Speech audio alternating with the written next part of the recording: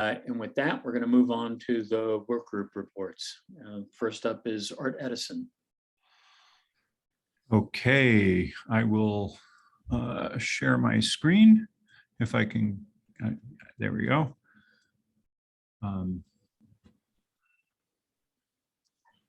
I think I can get us back on track a little bit. Can you see that all right? Yes. Great. Okay. So this is just a summary of what we've done in the quantum mechanics working group over the last 4 years of the consortium. The participants are UC Davis. You heard a really good introduction in both the lightning talk and Oliver's talk about some of the things that they've been involved with. PNNL, you'll hear more details, I'm sure, from Tom and others in subsequent talks. And then the UGA Center is really us, Michigan State and Georgia Tech, in terms of this working group, and especially Michigan State. You'll hear the work from Kenny Merz's lab. So we all got to the initial kickoff meeting, if you remember that, 4 years ago before COVID, and we were all in the same place, and we realized that each of these 3 groups, the CIDCs, had a component of quantum mechanics or machine learning that they were bringing to the experimental protocols. So we decided that we would like to try to get together, share ideas, learn from each other. And during the first couple of years of this working group, we basically had presentations, topics given by mostly trainees, but talking about different aspects like MS fragmentation, clustering, retention time, NMR, chemical shift, CCS, et cetera, et cetera. And those were really informative and I think everybody enjoyed them. We switched gears after we went through the rounds of most people having a chance to present, and we did journal club presentations, which were also quite interesting and good.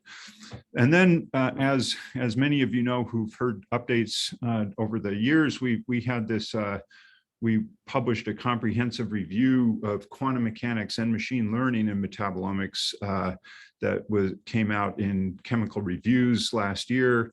I think it's going to be a good reference for many years, and especially just right at that interface between experimentalists and computational chemists.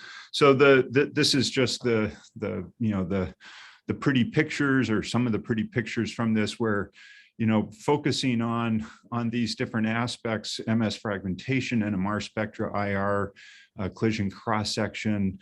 And then with some detail about the different sort of bits of information that you can get and trade-offs between speed and cost of calculation and accuracy.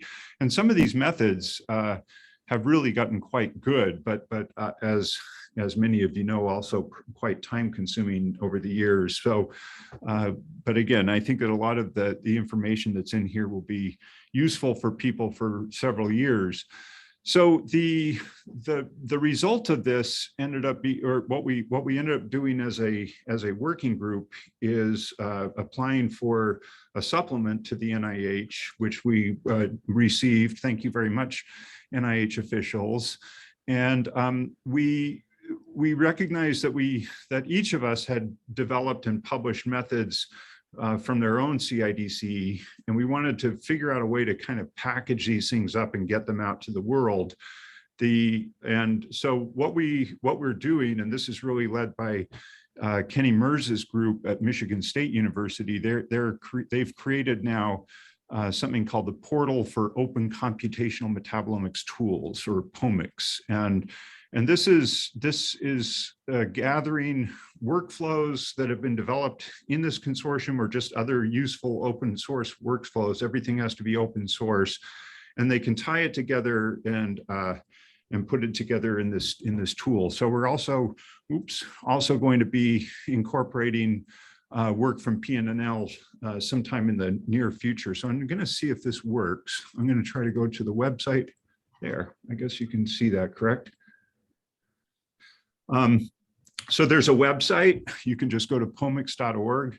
It tells you about the workflow. Right now, there's a CCS, computational CCS workflow that's been incorporated. This is something that the MERS group made recently with actually Carter who gave a talk, the lightning talk. And you can actually go to the tab, Calculate CCS, and you can enter your form.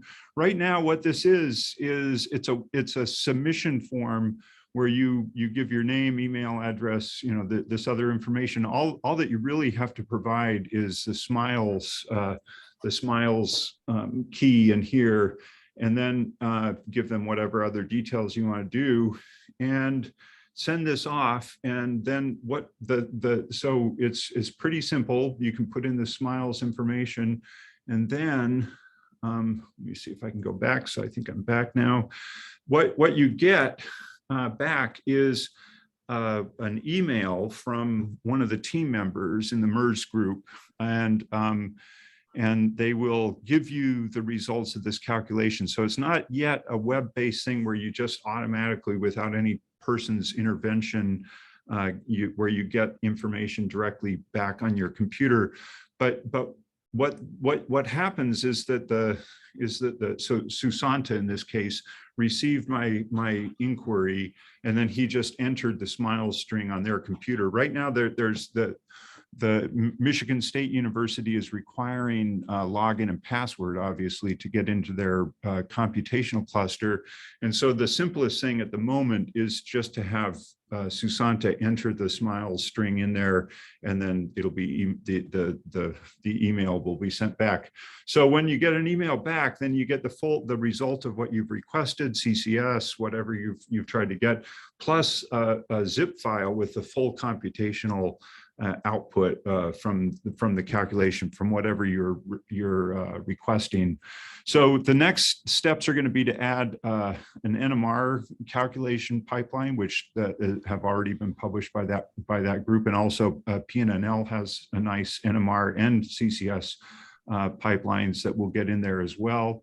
And eventually, the goal would be really to try to get this into AWS or another cloud-based computing engine, so that people can just enter information and get it directly back.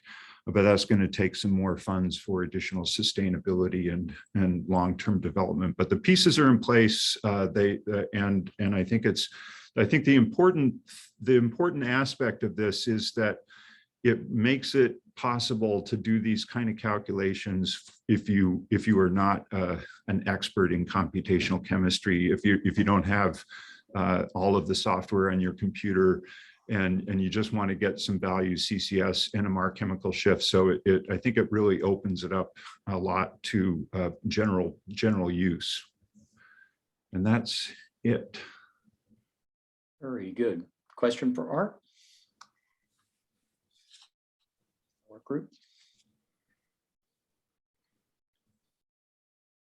Okay, I guess we're gonna move on to Gary. Can you see the screen and hear me okay? We can. Perfect. Hello, everyone. Thanks for the opportunity to present about our working group here today. The working group is the terminology working group. I've listed the members who have participated and contributed thus far. I don't have the cover of the Doors album to show you like Oliver did, but I can tell you that there's still work to be done, my friends, or whatever it was that the quote was that he used. So if you're interested in participating in this, if what I say today motivates you or interests you, please feel free to reach out, and we'd be happy to have you participate in our future meetings. This was the last of the working groups to form. It formed in the last year, and so our rosters have been busy with many other competing things in the consortium. So we're a little slow to get started, but we think we've got a good roadmap now, which I'll go through with you today.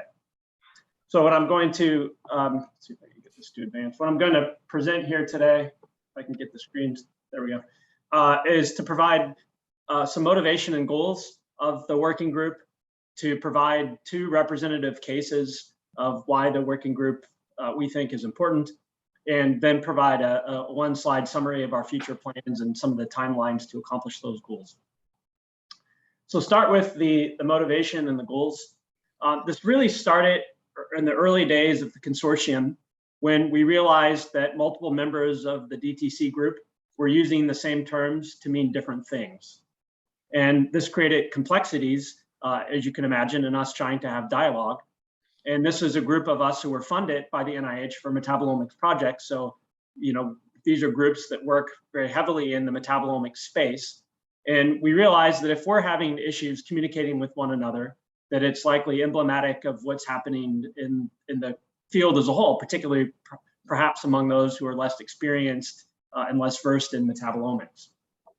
Our goal, so that really motivated to set this up, and our goal is to try to find the terms that are ambiguous that are used in the field. So we're not trying to create a glossary of every keyword used in metabolomics. We're specifically looking for the words that are ambiguous because they are used in different ways to mean different things. And we're trying to collect those different definitions and try to aggregate them for convenience. A really important point is that we do not intend to impose any type of normative influence. So it is not our goal to tell people to find the word, the term, and to find the, whatever it is, 2, 3, 4 definitions that exist, and then to tell the world that this is the definition that should be used. But rather to collect the definitions, the different ways in which words are used, and then make that available for the community. So we see this as an important first step. Ultimately, it would be great to have, we all believe that it would be really important to have kind of like an IUPAC system for metabolomics words and for our lexicon. However, we don't believe that the consortium is the best place to do that. It's not big enough. We'd have to bring in a bunch of outside folks to try to accomplish that, and we didn't think this was the right mechanism, but we thought it would be a really good place for the first step. So the question is whether or not anybody else is doing anything similar. As far as we know, the only sort of comparable effort is the one I've listed here, which has this acronym BP4NTA. You can say that, which stands for Benchmarking in Publications for Non-Targeted Analysis.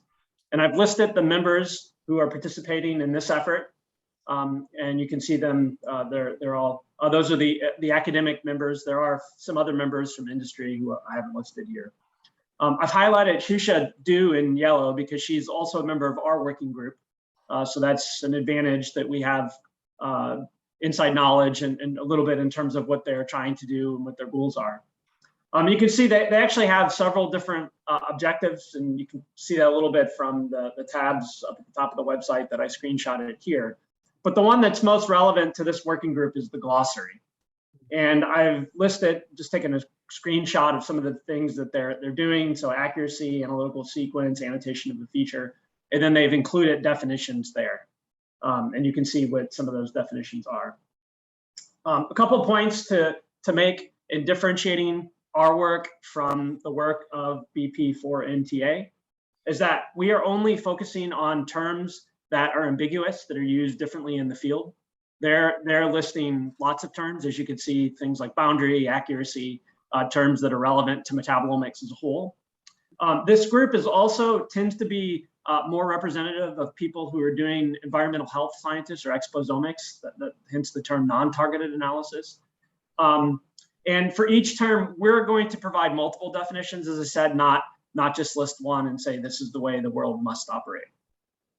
But if anyone else is aware of any efforts that are ongoing that are similar to this, or that you think we should consider or integrate in what we're doing, it would be great to hear about that. So now I'd just like to say a few words about representative cases. I'm just going to do 2 relatively fast representative cases. And the first representative case is actually the first term that came up in the DTC group when we were discussing this. And that is, what do we mean when we're referring to an unknown? What is an unknown? This is a word that many of us in metabolomics use regularly, but we've found that the way in which it's used tends to vary depending on your background and depending on what kind of science you're doing. And so I'm just going to provide some definitions here. These aren't meant to include everything, so I've got a catch-all option at the bottom.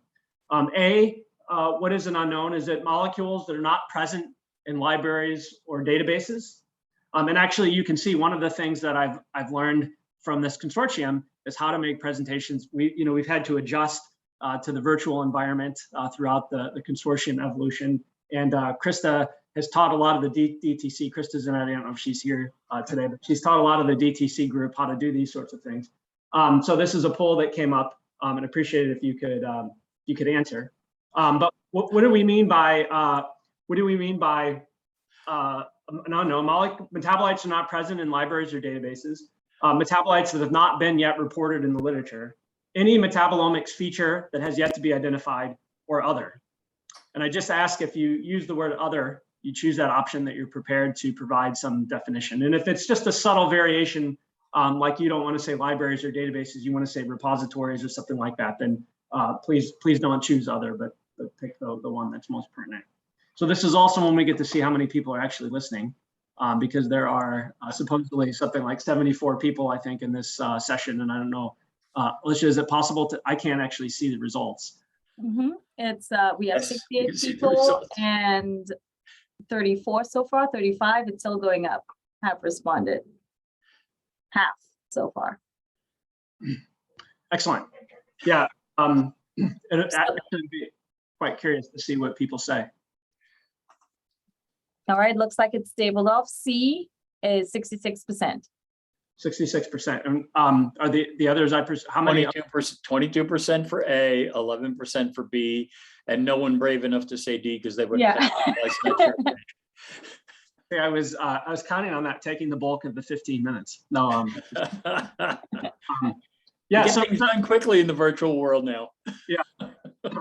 Actually, only 30 people respond. So as you can see, but this is a group of scientists who are well versed in metabolomics, and we still have a pretty big split between A, B, and C, at least the combination of A and B and C. So it's interesting to think, and it actually has a big impact on what you classify, because if you use the word unknown and you're referring to A or B, the number of unknowns is considerably smaller. If you're using the definition C, if that's your operating definition of unknowns, then every feature that you detect in a metabolomics experiment starts as an unknown. So when people are using this definition, they say things like there are tens of thousands of unknowns, which makes sense because glucose starts as an unknown feature, citrate starts as an unknown feature, isocitrate, which is very different than the definitions A and B. So when we think about this, and I have to figure out how to go back. Okay, when we think about this, just some clarifiers. Does it depend on the context we use? Does it require modifiers? Some people say, for example, unknown metabolites, unknown features, unknown compounds. You can put clarifiers in there. Oh, great, it popped up. I now see the results of the poll. Or do you? And if you say if 22% of the people said it's any metabolite, I think actually Oliver alluded to this in his talk.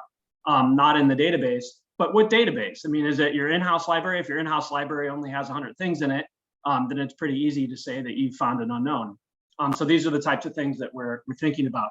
And this has been a discussion for a long time. This was an article published, a screenshot from an article published in 2012 by Stephen Stein. It's become known as Rumsfeld's quadrants because of the confusing unknown knowns and unknown unknowns and unknowns. And these, I just say that these aren't sufficient explanations in themselves, because you see it's got all these arrows and qualifiers to try to explain what these words mean.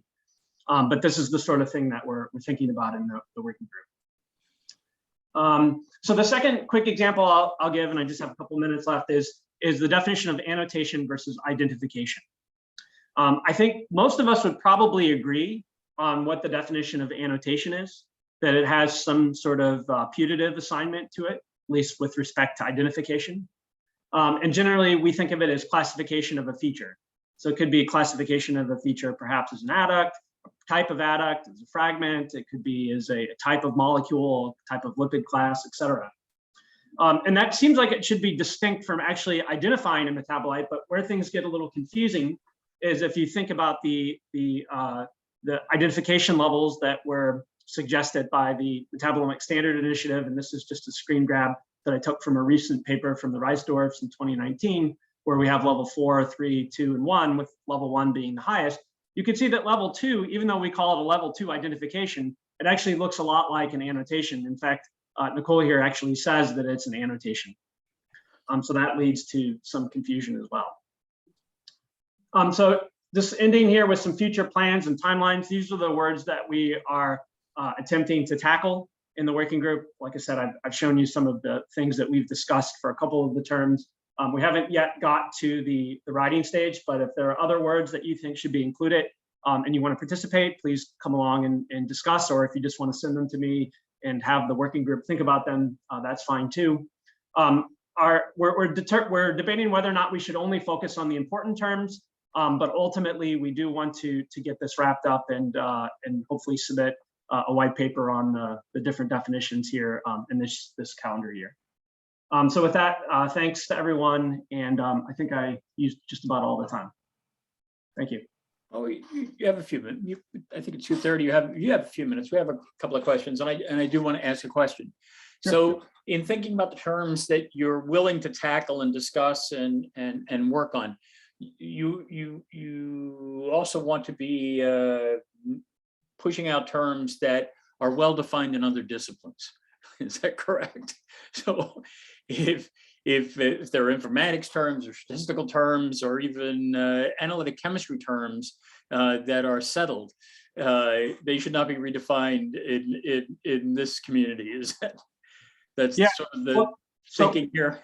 Yeah, so again, we're not imposing any normative actions here, but Shusha has brought up some examples where different communities use the word differently than the metabolomics researchers.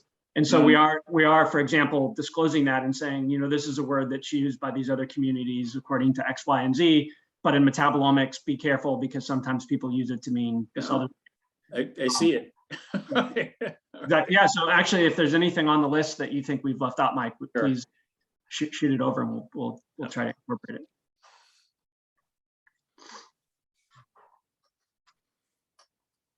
Okay. We're going to head to the lightning talks.